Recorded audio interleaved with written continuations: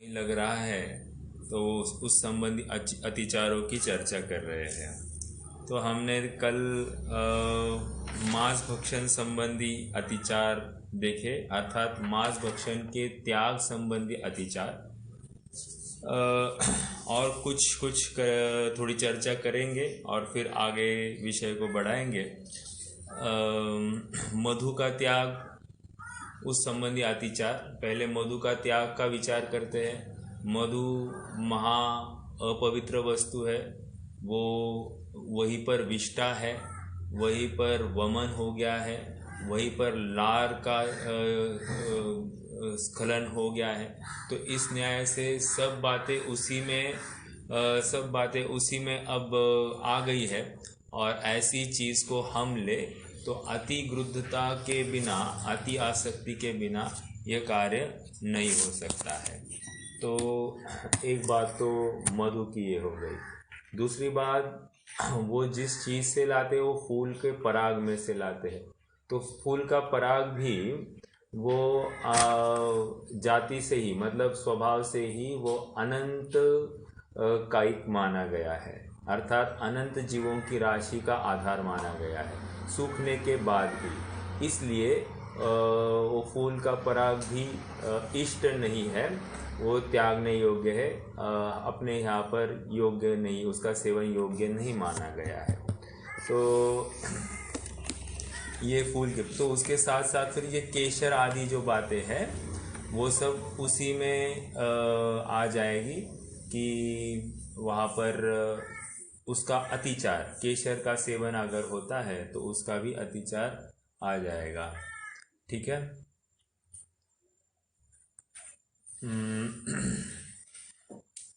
तो मद्य की भी बात करते हैं। मद्य का त्याग हमने देखा कि मद्य का त्याग, वैसे जो जो नशाकारक चीज़ें होती है वो उसको मद्य में लेते हैं, लेकिन उसके साथ साथ उसके त्याग संबंधी जो मुरब्बे, आचार, च्यवनप्राश आदि जितनी भी आउट ऑफ एक्सपायरी वाली चीज़ें हैं, जिनकी मर्यादा के बाहर हो गई है, इन सबको मद्य के त्याग में लिया जाता है।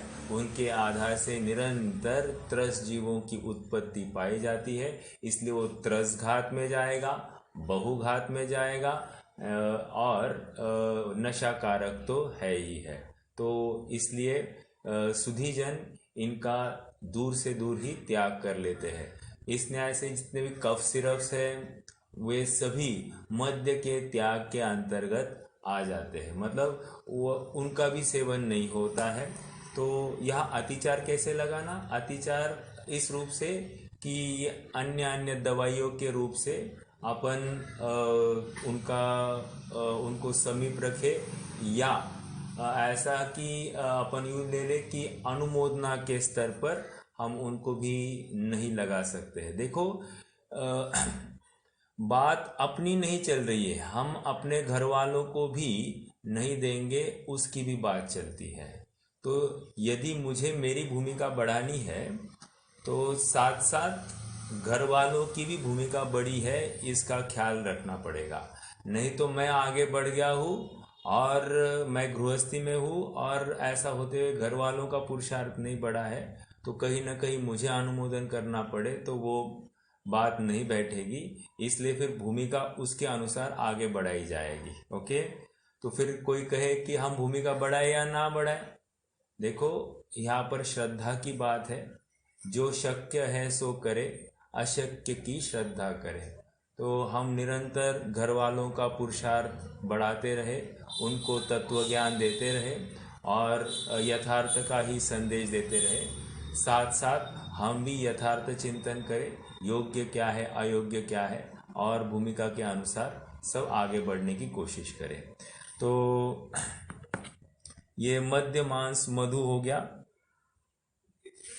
पंच उदुम्बर की बात हमने कल कर ली। जितने भी एक्चुअली देखिए, उदुम्बर फल आज के डेट में मात्र उम्बर और अंजीर, ये इतने, या बड़ का, ये तीन, पीपल का भी दिखता है लेकिन पीपल के फल मैंने नहीं देखे वैसे, लेकिन इतने ही हाँ बराबर है। कौट, कौट जो आता है ना, कौट, वो भी अभक्ष की कैटेगरी में, हाँ, उसको भी सेवन नहीं करते। लेकिन कौट का फल जो होता है ना, वो मेरे ख्याल से जैसे जैक फ्रूट है या पाइनएप्पल है, उनके कैटेगरी में जाता होगा। मैंने देखा नहीं वो कैसे आता है। अगर वो डायरेक्टली टहनी से आता है तो वो अलग कैटेगरी हो गई। ठीक है,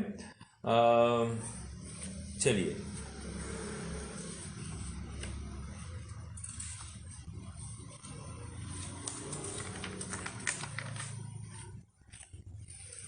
हाँ जी, अब थोड़ा सा सप्त व्यसन की भी चर्चा करेंगे। सप्त व्यसन में हमने मद्य मांस मधु की तो बात हो गई। वहाँ पर शिकार का अतिचार, अभी शिकार का अतिचार कैसे लगाएंगे? डायरेक्टली शिकार तो नहीं करेगा जीव, लेकिन उसका अतिचार इस रूप से कि कोई भी अखबार हो या फिर कोई भी अपने घर में चमचा हो या फिर कोई बर्तन ऐसे हो जिनमें फूल पत्ते का आकार हो या फिर प्राणी का आकार हो, ऐसे कोई बॉक्सेस हो सकते हैं, तो इनका रखेगा, इनको रखेगा नहीं। जैसे फॉर एग्जाम्पल, या फिर कपड़े होंगे, साड़ियाँ होगी, उसके ऊपर कोई प्रिंट, मतलब फूल, या फिर कोई बच्चों की टी शर्ट पर होते हैं ना, मतलब जैसे कि एक लड़का हो या फिर कोई कार्टून्स हो, तो ऐसे इसमें वहाँ पर बराबर शिकार का अतिचार, शिकार के त्याग का अतिचार, मतलब उनको स्क्वीज करेंगे। या कोई प्राणी हो, प्राणियों को अपन धोएंगे तो वहाँ पर उनको स्क्वीज करते हैं, तो मारने जैसा दोष आ जाता है। आप कहोगे कि हमारे इच्छा नहीं है, बात इच्छा की नहीं है, वहाँ पर कदाचित किसी के परिणाम बिगड़ जाते हैं, कभी भी हो सकता है, इसलिए अवसर नहीं दिया जाए, इस अपेक्षा से वो कार्य त्यागने योग्य है, ऐसा ज्ञानियों का कहना है। परस्त्री सेवन का अतिचार क्या है? परस्त्री सेवन के त्याग का अतिचार यहाँ पर इतना ही लिया कि जो कुंवारी लड़की है उसको मिलने का यत्न नहीं किया जाए, यही इसका अतिचार का त्याग है। ठीक है, तो वो दोष अगर आता है तो मिलने का यदि प्रयास करता है इन एनी वे, मोबाइल के माध्यम से, पत्र व्यवहार के माध्यम से, या फिर डायरेक्टली संपर्क या किसी और के थ्रू, तो ये सब पर सेवन के त्याग का अतिचार आ जाएगा। भैया सुनो ना, हाँ बोलिए। अभी समझो आपने वो प्राणियों का बताया ना, उसको श्रिंक करना, ये लगाना, फिर हमारे समझो भगवानों बेडशीट्स, का तो वही पक्षी चिन्ह है। क्या कहा? हमारे जो भगवान है ना, उनका तो पक्षी चिन्ह सब वही बन रहा है। तो चिन्ह अलग चीज है भैया। चिन्ह जो है ना, वो चिन्ह क्यों है? एक आइडेंटिफिकेशन क्राइटेरिया है, उसके ऊपर उस चिन्ह की कोई ऐसी ये नहीं है। उस चिन्ह के माध्यम से ये इन भगवान की प्रतिमा है, इतना ही सुनिश्चित किया जाता है, इसके ऊपर और कुछ नहीं है। ओके, एक बात, अभी जैसे आपको थोड़ा सा एक एग्जांपल दूं कि अनंतनाथ भगवान है ना, 14वें तीर्थंकर, या धर्मनाथ भगवान 15वें है, राइट? तो धर्मनाथ भगवान का चिन्ह क्या है? तराजू है मेरे ख्याल से। तराजू नहीं है, वज्र है, नहीं, वज्र है, वज्रधन। वज्र है। और उसके पहले सुअर किसका है फिर? सुअर विमलनाथ भगवान। विमलनाथ विमलनाथ भगवान भगवान। का है। ओके, विमलनाथ भगवान का है। भैया का अभ्यास अच्छा है। हम तो विमलनाथ भगवान मेरे का सामने है। फोटो है, कौन सा? मेरे सामने फोटो है, इसलिए नहीं पता। अच्छा, ओके, ठीक है। तो विमलनाथ भगवान का सुअर है। अभी कोई कहेगा अरे क्या, भगवान तीर्थंकर है और उनका सुअर, अभी सुअर कितना ग्लानि वाला प्राणी है, उसको कैसे उनका चिन्ह बनाया? तो किसी किसी जीव ने ऐसे ही सहज एक विद्वान से प्रश्न किया। विद्वान मतलब फूलचंद जी सिद्धांत शास्त्री। उनको प्रश्न किया कि ये सुअर और तीर्थंकर का चिन्ह कैसे? तो उन्होंने कहा कि बहुत गंदगी हो गई होगी और इनके निमित्त से फिर वो साफ सफाई हो जाती है।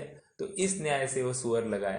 तो ये तो एक बस एक जवाब दिया, ऐसा कुछ होता नहीं है। समझने की बात इतनी है कि चिन्ह एक बस पहचान के लिए है तीर्थंकर भगवान के, और उससे ज़्यादा कुछ नहीं है। हाँ जी, ठीक है। ये आशाधर जी ने एक देव दर्शन भी 8 मूल गुणों में लिया है। इसका का क्या कारण होगा? तो इतनी ही बात है, देव दर्शन के माध्यम से हम निरंतर अपने लिए एक अवसर खड़ा करते हैं कि हम भी भगवान के तुल्य बने। हम स्वयं के लिए प्रोत्साहन आदि दे कि ये मेरा भविष्य है, मुझे भी ऐसा बनना है। जिस प्रकार उन्होंने पुरुषार्थ किया वैसे ही मैं पुरुषार्थ करूँगा। ऐसा दृढ़ विश्वास, दृढ़ प्रतीति भगवान को देखने के बाद हमको होती है। इसलिए भगवान के सामने आना चाहिए देव दर्शन का कारण, क्योंकि हम स्वयं के लिए सम्यक्त्व के अवसर निरंतर खड़े करें। जैसे कोई स्त्री को देखकर विकार उत्पन्न होने की संभावना होती है, उसी प्रकार वितरागी भगवान की मूर्ति देखकर हमको वैराग्य उत्पन्न होने की पूरी संभावना है। इस न्याय से भगवान देव दर्शन कार्यकारी है, ऐसा बताया जा रहा है। ठीक है, तो अपेक्षा समझ लेना। तो यहाँ पर और देखिए ना, आप विचार कीजिए, जैसे एकलव्य है, राइट। एकलव्य ने तो क्या किया था? द्रोणाचार्य की मात्र प्रतिमा रखी और प्रतिमा को देखकर ज्ञान अर्जन किया। ये समझ में आ रहा है क्या?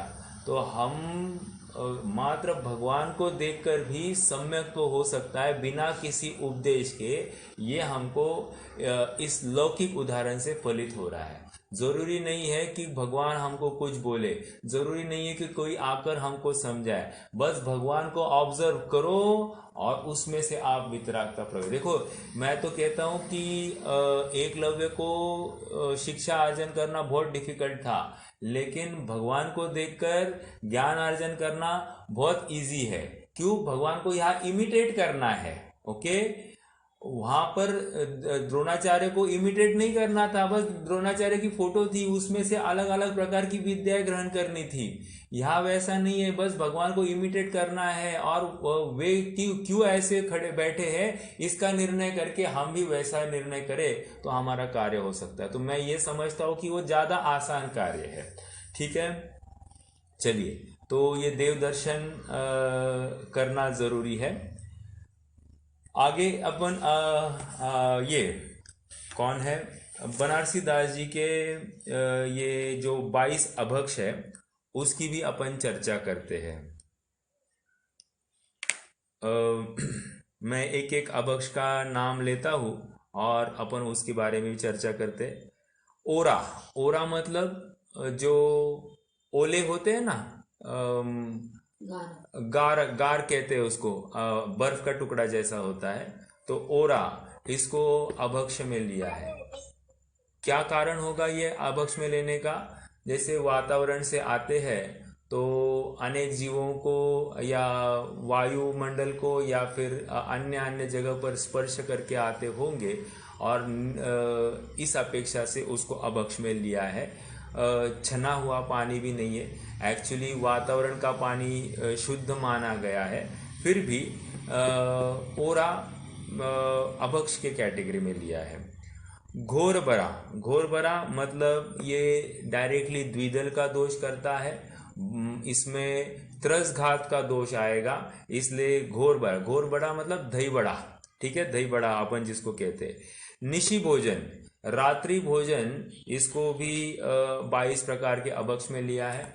तो निशी भोजन क्या है? रात्रि भोजन हम साक्षात देखते हैं कि हमारे इर्द गिर्द में जैसे ही संध्या काल होती है तो अनेक जीवों का संचार होता है, मच्छर आदि गमन करते हैं और सूक्ष्म सूक्ष्म जीव रहते हैं।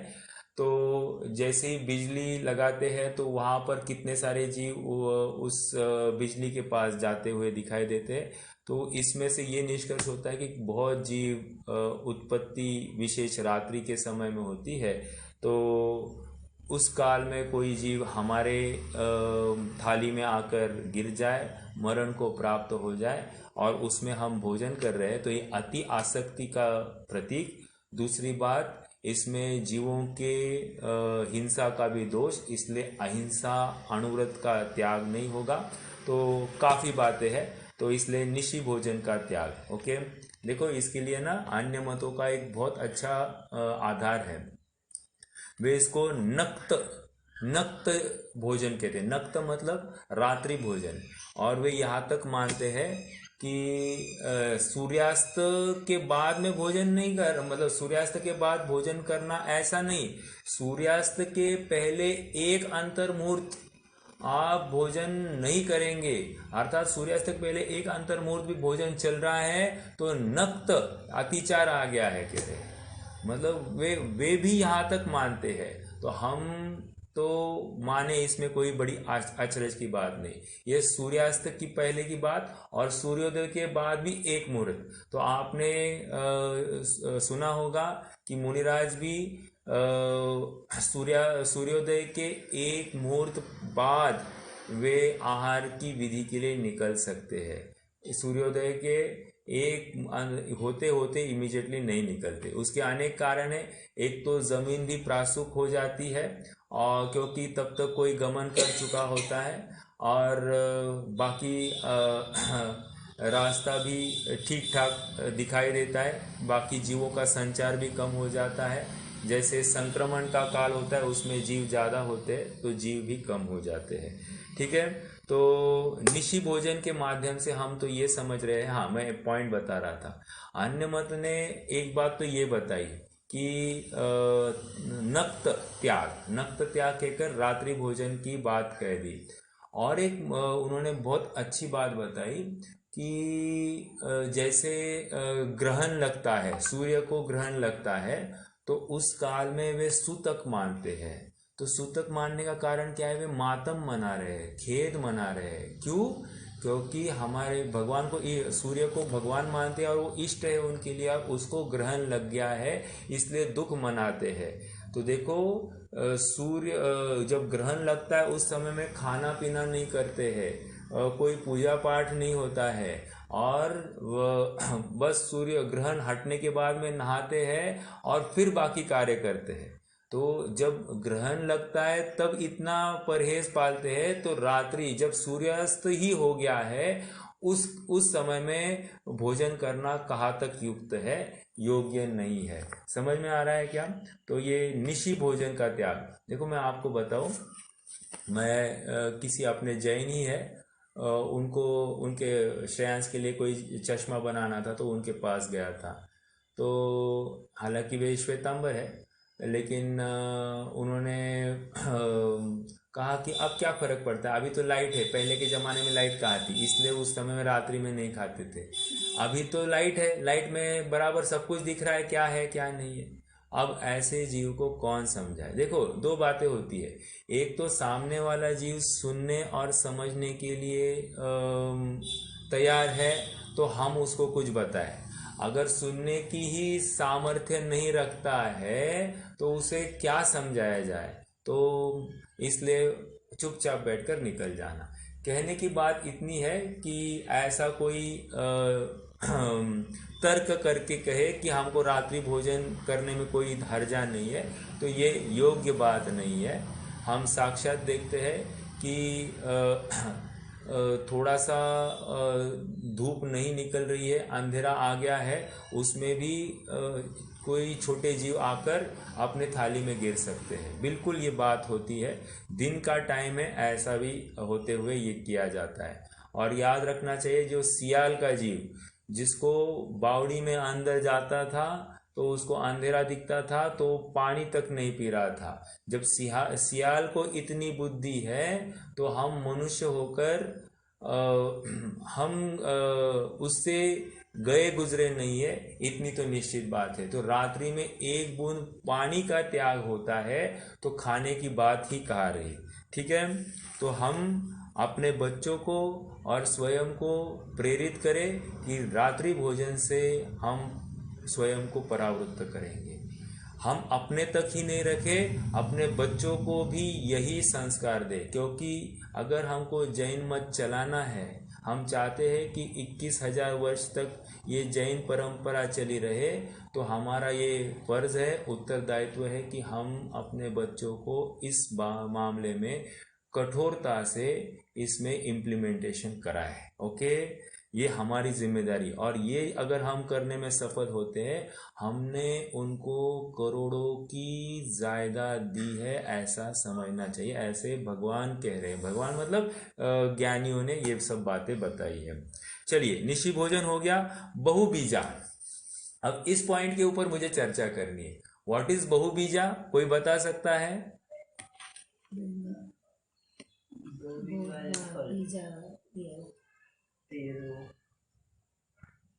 देखो, ये टमाटर, हाँ ठीक है, लेकिन बहुबीजा इन शॉर्ट, सरल सरल शब्दशः अर्थ है बहु बीज। बहु मतलब अनेक, और बीज मतलब बीज, तो जिसमें अनेक बीज होते हैं वो बहुबीजा। तो इस न्याय से आप थोड़ा सा विचार करना। बहुबीजा कहकर ककड़ी अपना लौकी, तरबूज, तरबूज नहीं, खरबूज, खरबूज, ये सब उसी के दायरे में आ रहे हैं बहुबीजा कहकर।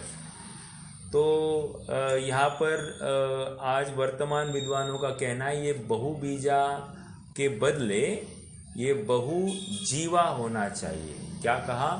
बहुजीवा।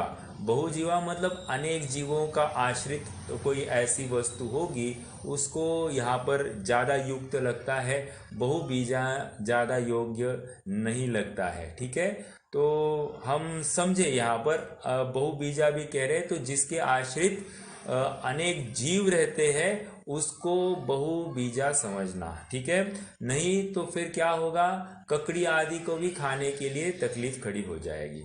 चलिए, बैंगन, या बैंगन को स्पष्ट कह रहे हैं। बैंगन, इसके लिए दो कारण है। एक तो उसकी स्किन कोई मायने नहीं रखती, पॉइंट नंबर 1, और दूसरा उसमें साक्षात चलते हुए जीव रहते, तो त्रसघात में भी आएगा और बहुघात में भी आ रहा है। ठीक है, संधान, संधान, संधान मतलब क्या?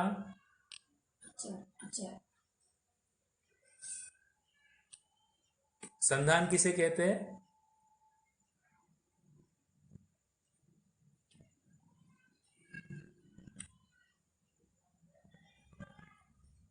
क्या बात है, संधान मतलब आचार। ठीक है, आचार क्या होता है? मतलब एक दिन के ऊपर का आचार, मुरब्बा, या फिर मुरब्बा कह रहे हैं, या फिर अपना आम का जो मीठा करते हैं, क्या है, जो कुछ मीठा करते हैं, हाँ, साखर आंबा या पापड़ करते हैं, और बहुत जितनी भी चीज़ें एक दिन के ऊपर है, उनको सबको संधान में लिया जाएगा। ओके, संधान अभक्ष में लिया है। पीपर, बड़, उमर, कठुमर, पाकर, ये 5 उदुम्बर फल, उनको जैसे का तैसा लिया, तो 5 उदुम्बर फल यहाँ पर आ गए। और एक बात कह रहे, जो फल होई अजान। जो फल होई अजान मतलब क्या? मतलब हम मान लीजिए, आपको थोड़ा सा एक बात बताऊं, हाँ, आप जानते हैं क्या ये ड्रम स्टिक्स, ड्रम स्टिक्स, शेवगा, शेवगा, शेवगा ये भक्ष्य है या अभक्ष्य है? अभक्ष्य। क्यों?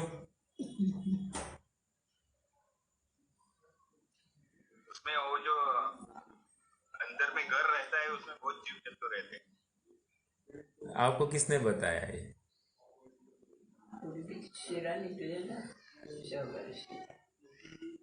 या ये आप ही इंटरप्रेट कर रहे हैं?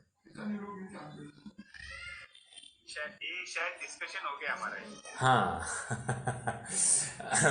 देखो, मैं भी पहले इसी भ्रम में था, लेकिन ड्रम स्टिक्स अलाउड है।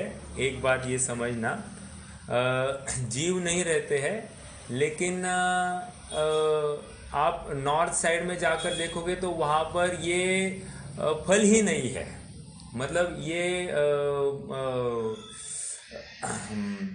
ये वनस्पति वहाँ पर उपलब्ध नहीं है नॉर्थ साइड में। लेकिन इस साइड में तो बिल्कुल अपने महाराष्ट्र साइड में ये उत्पन्न होती है, तो इसलिए कोई हर्जा नहीं है। कारण मैं बताता हूँ। एक तो उसकी शिराएं परिपक्व हो गई है। शिराएं मतलब जो उसके धाराएं होती है वे अच्छी बनती है। अगर आप उसको तोड़ने की कोशिश करो तो उसके बराबर 2 फाड़ नहीं होते हैं। तो दूसरा कारण, और इसीलिए उसको लेने में हर्जा नहीं है। ये मैंने जानबूझ के पहले मैंने बताया होगा, लेकिन अब आप सुधार करना, ये ड्रम स्टिक्स चल सकती है, ठीक है। तो कहा थे अजान फल। अजान फल कहकर जो हमको परिचित नहीं है ऐसा फल भी हमको सेवन नहीं करना चाहिए। अब जब अजान फल कह रहे हैं तो अजान कोई भी चीज वो सेवन करने योग्य नहीं। जैसे फॉर एग्जाम्पल कोई सब्जी हमको परोसी गई है और हमको मालूम नहीं है कौन सी सब्जी है, तो हम उसका सेवन नहीं करें जब तक हमको उसके पूरे इंग्रेडिएंट्स पता नहीं है, तब तक वो सब्जी सेवन नहीं करनी चाहिए। जैसे मिक्स सब्जी होती है, अब मिक्स सब्जी में क्या डाला है कुछ भी पता नहीं चलता है, और फिर ऐसी सब्जी यदि हम सेवन करेंगे तो पूरा दोष, अभक्ष्य सेवन का दोष अपने माथे आता है। अब यहाँ पर आप कहोगे क्या बात है इसमें, अभक्ष्य की क्या बात है? तो इतनी ही है कि हमारी अति आसक्ति यहाँ पर उसके लिए कारणभूत है। तो आसक्ति नहीं होनी चाहिए, ये विशेष बात है। मतलब इंद्रियों में जो अपनी गृद्धता है उसको लेकर इसका त्याग बताया गया है। ओके, अजान फल। अजान फल के साथ साथ हमने क्या क्या लिया, उसमें जो कोई चीज हमको ज्ञात नहीं इसमें क्या इंग्रेडिएंट्स है, वो भी अजान फल के बजाय अजान सेव्य वस्तु है, तो उसको नहीं लेना चाहिए।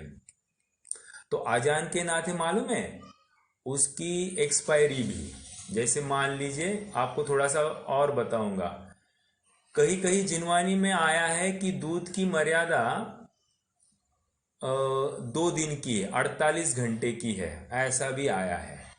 तो हम कौन सी ले? हम तो यथा योग्य 24 घंटे की ही लेंगे, पॉइंट नंबर 1। और पॉइंट आप पूछोगे क्यों? To err on the safer side, मतलब सेफर साइड हम लेंगे, हम 24 घंटा ही पकड़ेंगे, क्योंकि जब छोटा मर्यादा बताई है तो हम उसको ही पकड़ के आगे चलेंगे।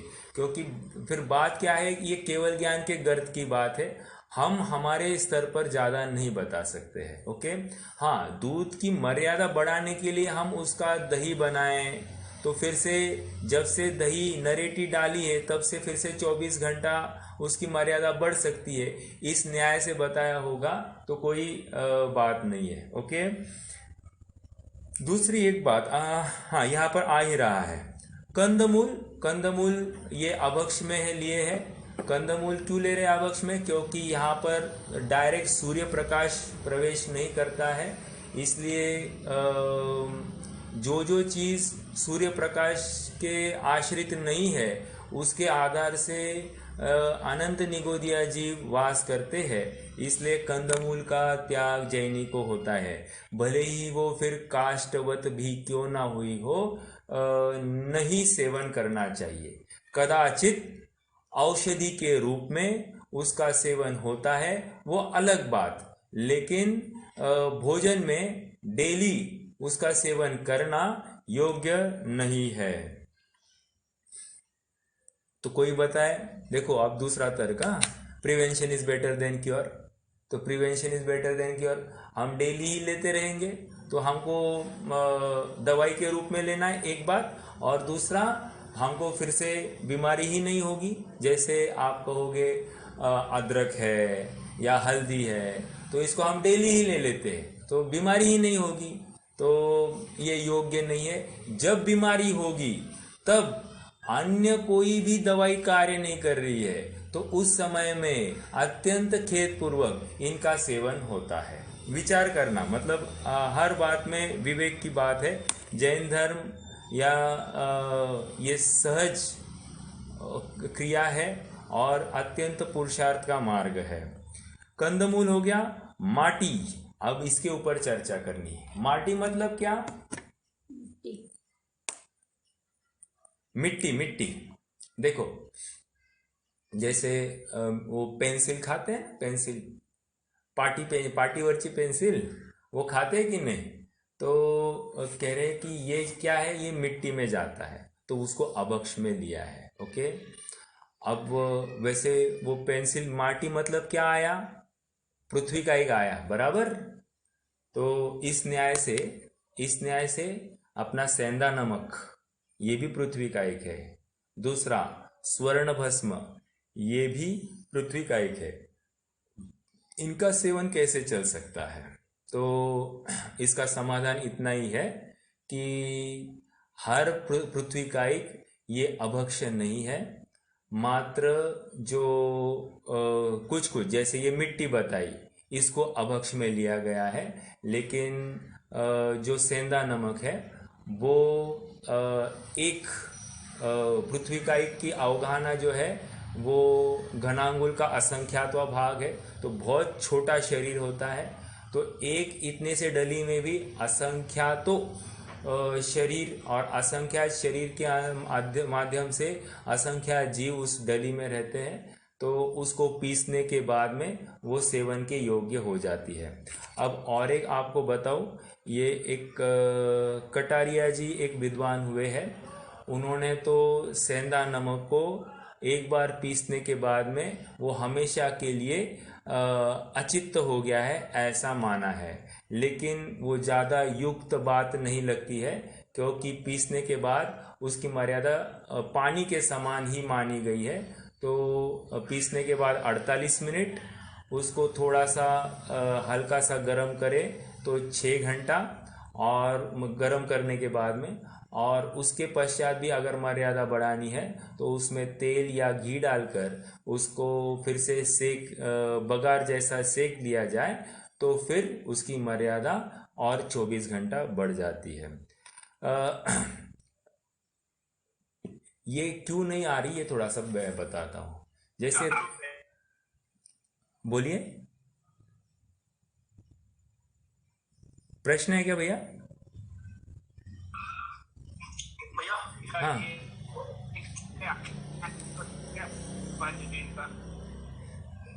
नहीं आवाज नहीं आ रही भैया।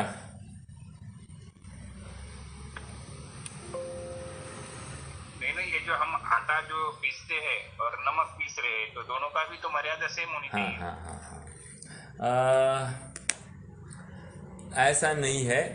आटा जो है वो वनस्पति से बनी है, तो जो जो वनस्पति से बनी हुए आटे होते हैं उस संबंधी मर्यादा अलग बताई है जिनागम में। और ये प्राकृतिक है, अर्थात खदान में से हमको पत्थर मिलता है तो उसकी मर्यादा अलग से बताई गई है। तो जैसी बताइए वैसी ही समझनी चाहिए। तर्क तो आपका ठीक लगता है कि दोनों पाउडर ही हो रहे हैं तो उनकी मर्यादा समान होनी चाहिए। लेकिन इसमें इतनी ही बात है कि एक वनस्पति है, और वनस्पति जो काष्ठवत हुई है, और दूसरा जो है वो अपना खदान से या पृथ्वी का एक होने की वजह से दोनों में थोड़ा सा फर्क समझना। ये एक बात हो गई। मुझे और एक बात कहनी थी। हाँ मुकेश भैया, कोई प्रश्न है क्या? आप प्रश्न कर रहे थे।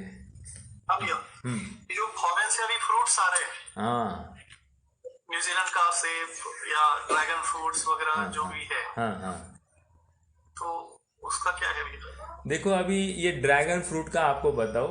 वैसे ड्रैगन फ्रूट हमको लगता है कि ये चाइनीज फल होगा, और होगा भी, उसका ओरिजिन चाइना से आया होगा। लेकिन अभी अपने महाराष्ट्र में ये पारनेर वारनेर साइड में आप जाओगे, उसकी खेती हो रही है। तो मुझे ज़्यादा इसके बारे में मालूमात नहीं है, लेकिन हम उसकी जानकारी नहीं रखते हैं, इसलिए अपन उसको अजान फल में गिनेंगे, और इष्ट है कि हम त्याग ही दें। एक बात तो वो हो गई।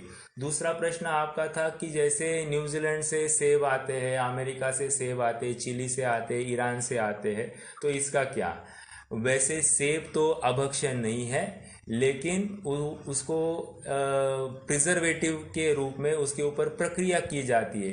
फॉर एग्जांपल उसको वैक्सिंग किया जाता है तो वो जल्दी उसकी स्किन खराब ना हो, और उसको कोल्ड स्टोरेज में भी रखा जाता है, तो जिसको लेकर वो योग्य नहीं है तो हम अपना अपना विवेक धारण करके उसका विचार करें।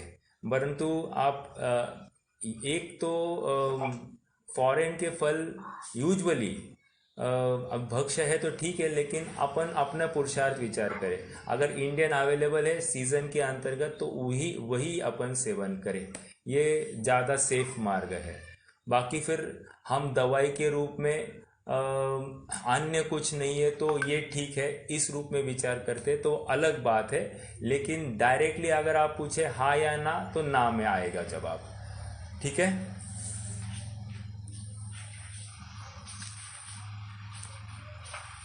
हाँ। तो मैं एक बिंदु के ऊपर चर्चा करना चाहता था। ये जो राख होती है, राख लकड़े का कंडा अगर हम जलाते हैं तो उसकी जो ऐश या उसका जो राख बच जाती है तो वो राख अपने आप पाउडर फॉर्म में है। ओके, इसीलिए राख की कोई मर्यादा नहीं होती है, समझना। राख की कोई मर्यादा नहीं है तो वो भी पाउडर फॉर्म में, लेकिन वो तो निर्जंतुक मानी गई है। और बाकी जो कोई पाउडर फॉर्म में करते हैं अपन आटे के रूप में पीसने के बाद में, तो उसका मर्यादा बताई गई। ये थोड़ा सा फर्क है। मैंने ये बात क्यों उठाई, क्योंकि नमक भी हार्ड है और उसको पीसने के बाद में उसको अपन हमेशा के लिए अचित माने, ये योग्य नहीं है। ये इसके लिए मैंने तर्क दिया राख का। ओके, माटी हो गई। माटी, हाँ बोलिए बोलिए। अभी आजकल बहुत से ये समझो मुनि टुर्टी का बोल रहे सब जन। हाँ तो ये सब बोल रहे टुर्टी क्या है फिर?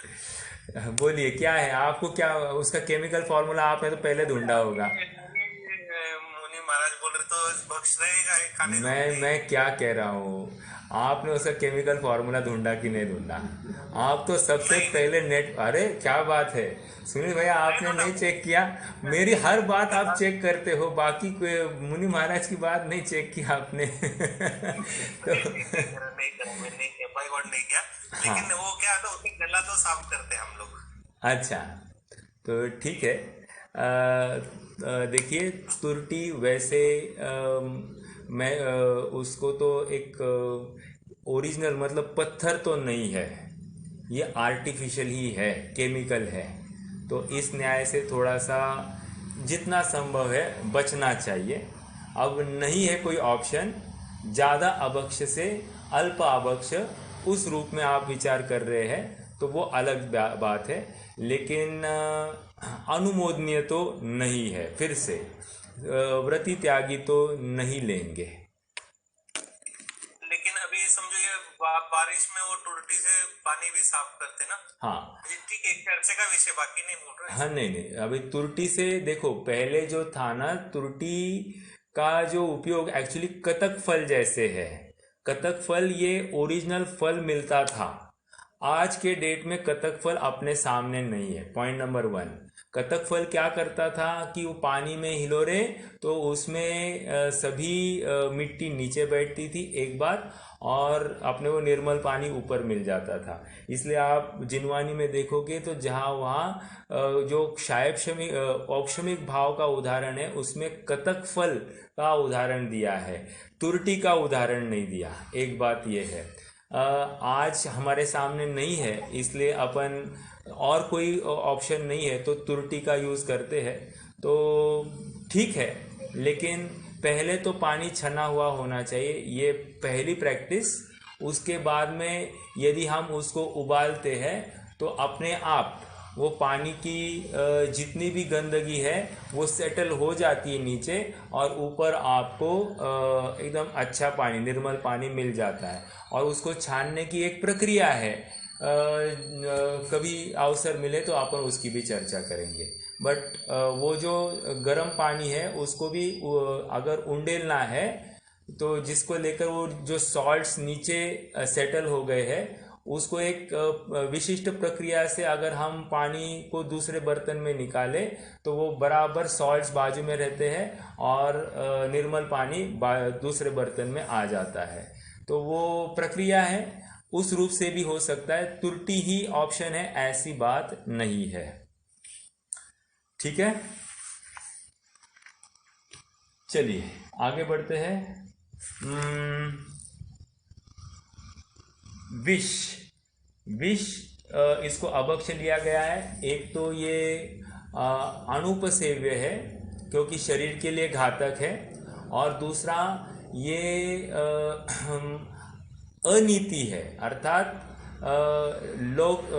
लौकिकता के विरुद्ध है, इसलिए इसका त्याग होता है, इसलिए इसको अभक्ष में लिया गया है। अन्य अनीति वाले पॉइंट में हम उसको अनीति है, और दूसरा इसको कौन सा काम है अभी, अनिष्टकारक।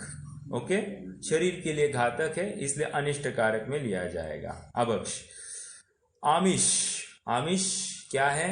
आमिष मतलब क्या?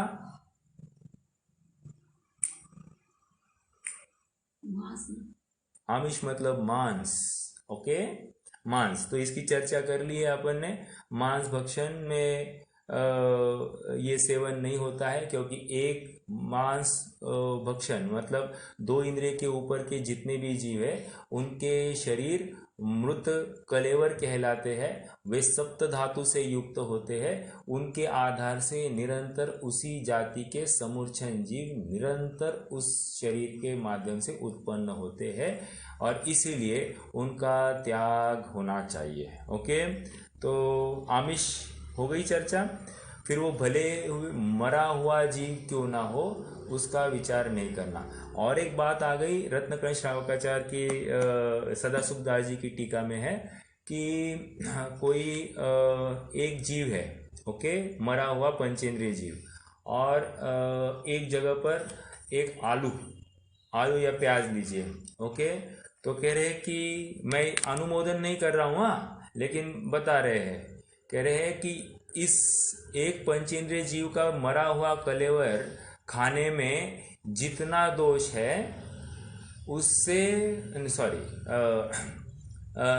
एक आलू के आश्रित जीव आलू को खाने में जितना दोष है उससे कई ज्यादा दोष एक पंचेंद्रिय जीव का कलेवर खाने में है।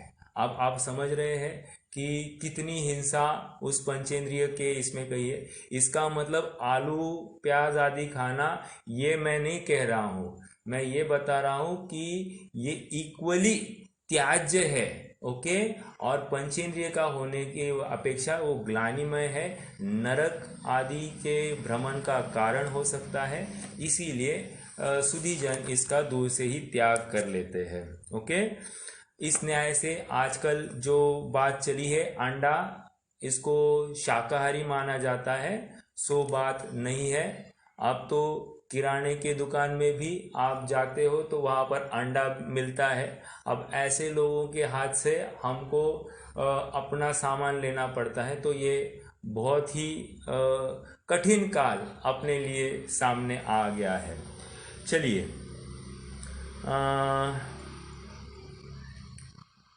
आमिष हो गया। मधु माखन, मधु की चर्चा हम कर आए हैं। मधु मतलब मधुमक्खियों का जो शहद है उसको सेवन नहीं करना। माखन जैसे क्या कहते हैं उसको, लोनी, ठीक है। तो मक्खन को भी वैसे जैसे जब बनता है तब वो अभक्ष नहीं होता है, लेकिन वो गरिष्ठ होने की अपेक्षा व्रती आदि इसका त्याग कर लेते हैं। और दूसरा अति गरिष्ठ है, नॉट ओनली गरिष्ठ, अति गरिष्ठ है, इसलिए उसका त्याग होता है। और दूसरी बात, अंतर्मुहूर्त के बाद में उसमें जीव उत्पत्ति विशेष रूप से चालू होती है, इसलिए त्याग हो जाता है। माखन हो गया। मदिरा पान, इसकी भी चर्चा कर आए हैं। अति तुच्छ फल, अब व्हाट इज अति तुच्छ फल, ये थोड़ा समझते हैं। डोंगराची मैना काली मैना सुनी है, वो तुच्छ फल में लिया गया है। अब देखा जाए तो उसमें एक तो चीख रहता है उसके ऊपर, और अंदर उसमें 4-5 बीज रहते हैं, दल कितना सा होता है और उसको खाते हैं। तो कह रहे हैं कि ये अति तुच्छ फल में, या लीची जैसी चीज़ होती है, अति तुच्छ फल में ली गई है। या स्ट्रॉबेरी भी उसका जो कवरिंग है वो कोई मायने नहीं रखता है। स्ट्रॉबेरी बहुत जल्दी खराब हो जाती है, इसलिए वो भी अभक्ष के कैटेगरी में ली जाती है। ठीक है, अति तुच्छ फल हो गए। Tushar, what is Tushar? Strawberry जब फ्रेश है तब, क्या कहा? स्ट्रॉबेरी जब फ्रेश है तब नहीं ना, क्यों कह रहे, देखो इसीलिए कह रहे हैं कि बहुत जल्दी खराब होती है, हार्डली 1-8 दिन में वो खराब हो जाती है। तो इस न्याय से उसको, उसकी स्किन भी कोई मायने नहीं रखती, और उसके ऊपर है ना रोए होते हैं, रोए। आप थोड़ा सा नोटिस करोगे तो स्ट्रॉबेरी के ऊपर भी रोए होते हैं, और जो रोए होते हैं ना वो एक प्रतीक है कि इसके आधार से साधारण वनस्पति रहती है। साधारण वनस्पति और कुछ नहीं, निगोद है, राइट। तो इसलिए सेवन करने योग्य नहीं है। जामुन है, जामुन भी नहीं सेवन करते हैं। बेर, बेर भी उसमें बहुत लटे होती है, सेवन नहीं करना चाहिए। ओके, और बताओ, जिसमें बहुत ही अति कवली है, मतलब बहुत ही टेंडर है, जो चीज़ टेंडर है, गड़द हरी है, ये चीज़ें सेवन नहीं करनी, क्योंकि ये साधारण वनस्पति इसके आधार से रहते हैं। ओके, स्वीट कॉर्न, ये भी उसी में लिया जाएगा।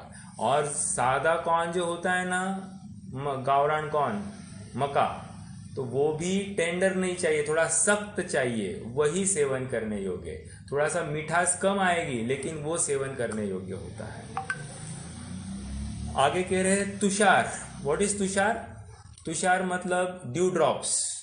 तो कह रहे हैं ये जो ड्यू ड्रॉप्स है, अभी कौन सेवन करता है ये मुझे मालूम नहीं, लेकिन उसके अपन इस रूप से लेंगे कि जैसे आयुर्वेद या नेचुरोपैथी ये सजेस्ट करता है कि थोड़ा सा घास पर, और जिसके ऊपर ड्यू ड्रॉप्स हो, मॉर्निंग ग्रास पर आप सुबह सुबह घास पर चलो, तो उसमें जो तुषार होते हैं वो स्वास्थ्य के लिए अनुकूल रहते हैं। ऐसा जो कोई तर्क नेचुरोपैथी वाले लोग देते हैं, तो उसकी अपेक्षा से इसको अभक्ष या हिंसक समझना चाहिए, जो योग्य नहीं है। जैनी इसका अवलंबन नहीं करते।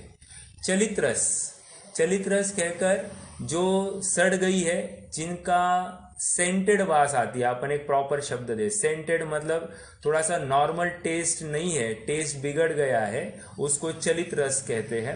ऐसे कोई भी चीज़ जैसे आम है या फिर केला है, जिसकी टेस्ट बदल गई है, तो वो नहीं लेनी चाहिए, सेवन नहीं करते। तो ये जिनमत में 22 अभक्ष का आख्यान या कथन आया है। ये बनारसी दास जी की अपेक्षा भी हमने देख ली। ओके, अब थोड़ा सा अब आगे विषय को बढ़ाना है। 67 नंबर का छंद भी हमको देखना है। वैसे समय हो गया है, अपन अभी आज मात्र भूमिका बनाएंगे, और फिर आगे अगले वीक से अपन उसकी और विशेष में चर्चा करेंगे। 67 नंबर, अब बोलिए क्या आएगा? 5 अनुव्रत की चर्चा हो गई है, अब क्या आना चाहिए? गुण व्रतों की चर्चा आएगी। यूं कहिए शील व्रत। शील व्रत कितने होते हैं? 7 शील व्रत होते हैं।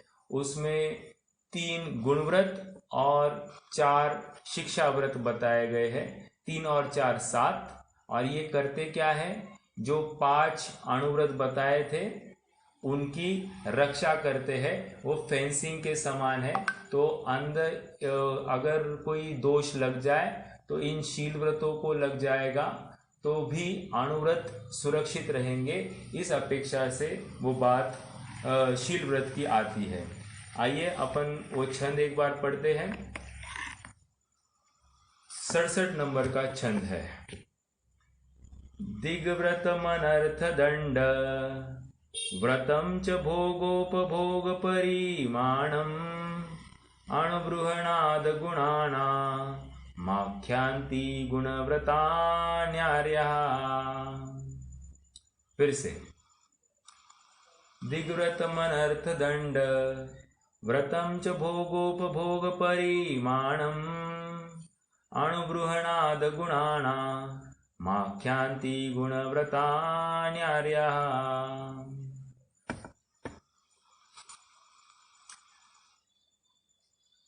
देखो क्या कह रहे हैं, दिग्व्रत मनर्थदंड, मनर्थदंड म अपन जब अर्थ करेंगे तो म का हलंत होगा तो अ निकलेगा, तो उससे अनर्थदंड, ये दूसरा हो गया। भोगोपभोग परिमाणम अणुबृहणाद, अणुबृहणाद गुणानाम आख्यान्ति गुणव्रता अनार्य, गुणव्रतान आर्य, नॉट अनार्य, आर्य।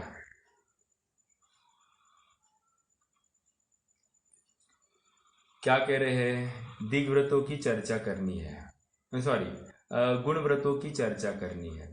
और गुणव्रत कौन से हैं, तो दिग्व्रत, अनर्थदंड व्रत और भोगोपभोग परिमाण व्रत।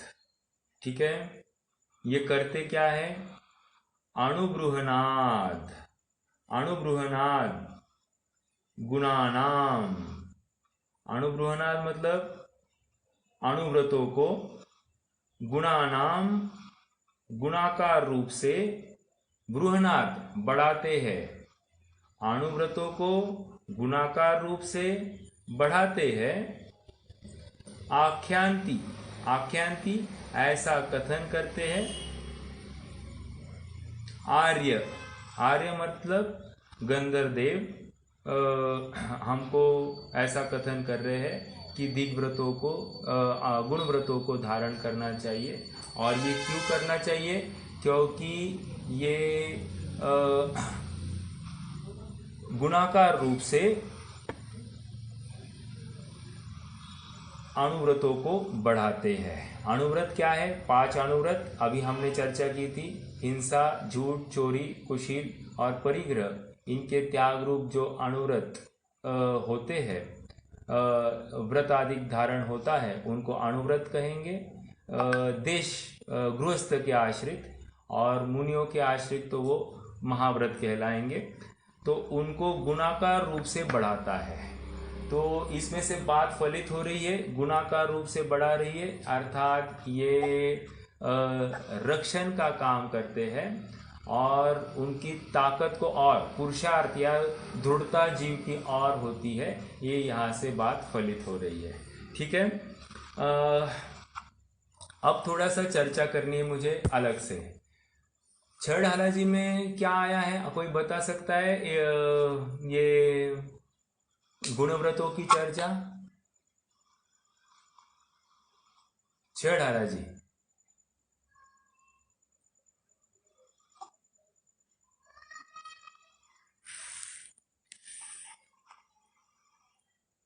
बोलिए।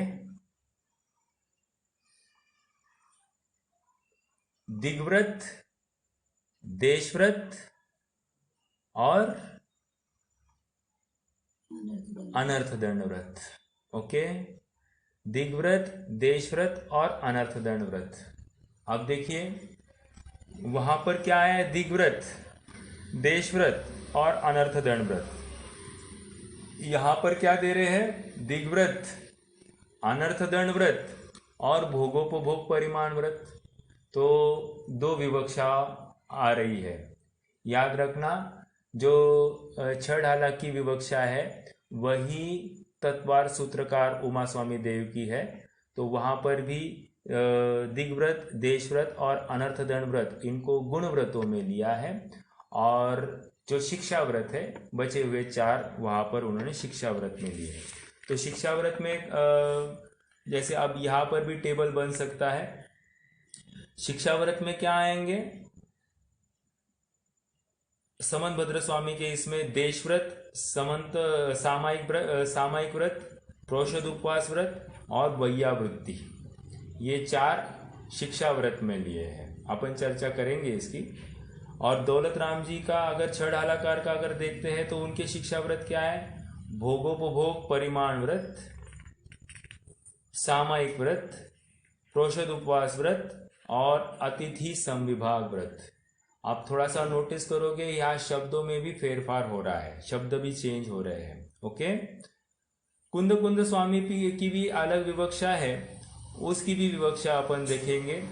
वहाँ पर जो 12 व्रत बताए हैं, 12 व्रतों में 5 अनुव्रत तो वैसे ही है, लेकिन शील व्रत में थोड़ा सा चेंज है। वहाँ पर ये 7 शील व्रतों में उन्होंने दिग्व्रत और देश व्रत को क्लब करके एक ही कर दिया। क्या किया? दिग्व्रत और देश व्रत को क्लब करके एक कर दिया। और फिर उसके बाद में भोगोपभोग व्रत और अनर्थ दंड व्रत, इनको तो ले लिया गुण व्रत में, मतलब दिग्व्रत, भोगोपभोग व्रत और अनर्थ दंड व्रत, इनको ले लिया गुण व्रत में। फिर सामायिक, प्रोषद उपवास, अतिथि पूजा और सल्लेखना, ये 4 शिक्षा व्रत लिए हैं। तो यहाँ पर कुंद कुंद स्वामी की विवक्षा थोड़ी सी अलग है, हटकर है। ओके। तो हम ये नोटिस कर रहे हैं कि यहाँ पर भी जैसे हमने 8 मूल गुणों की चर्चा की, वहाँ पर अनेक आचार्यों की और विद्वानों की अलग विवक्षा थी, वैसी विवक्षा यहाँ पर भी अनेक आचार्यों की अलग अलग दिखाई दे रही है। प्रश्न फिर से खड़ा हो रहा है कि यदि यह जिनवाणी है, भगवान ने कही हुई वाणी है, तो इसमें ऐसा भेद क्यों आ रहा है? तो देखिए, जिनवाणी वही होती है जो वीतरागता के पोषक होती है। तो यदि ये वचन अगर वीतरागता के पोषक है तो निश्चित रूप से ये जिनवाणी है। अब प्रश्न ये रहा कि ये चेंज क्यों है, तो उसकी अपन चर्चा अगली बार करेंगे कि ऐसा क्यों है। मैं चार्ट भी अपन इसका देखेंगे, चार्ट के माध्यम से भी ये थोड़ा समझने की कोशिश करेंगे। दूसरी बात, काफ़ी चर्चा है इसके लिए, बट अभी रुकते हैं। बट इसमें आप नोटिस करना, अतिथि समविभाग व्रत, यह उमा स्वामी देव का नाम, अतिथि समविभाग व्रत, ये शब्द उमा स्वामी देव ने शिक्षा व्रत में लिखा। समंत भद्र स्वामी ने अतिथि समविभाग के बदले क्या लिखा? वैयावृत्ति लिखा। ओके, ये थोड़ा सा चेंज है। और कुंद कुंद स्वामी ने अतिथि समविभाग व्रत या वैयावृत्ति नहीं लिखकर उन्होंने अतिथि पूजा ये शब्द लिखा। तो अब इन सब का अर्थ क्या है, क्या मंतव्य होगा, ये भी हम समझने की कोशिश करेंगे। दूसरा और एक पॉइंट आपको हाईलाइट करना चाहता हूँ, भोगोपभोग परिमाण व्रत, ये नॉर्मल व्रत का नाम है, लेकिन उमा स्वामी देव ने उसी भोगोपभोग परिमाण व्रत को उपभोग परिभोग परिमाण व्रत ऐसा नाम दिया है। तो बस नामांतर है, उसका भाव वही समझना है। ठीक है, तो ये कुछ बातें थी। अगली बार अपन थोड़ा सा और विशेष इनकी चर्चा करेंगे, तो और अपेक्षाएं भी खुल जाएगी, तो और विषय भी सुलभ हो जाएगा। कोई प्रश्न है तो कर सकते हैं, नहीं तो रुक जाएंगे।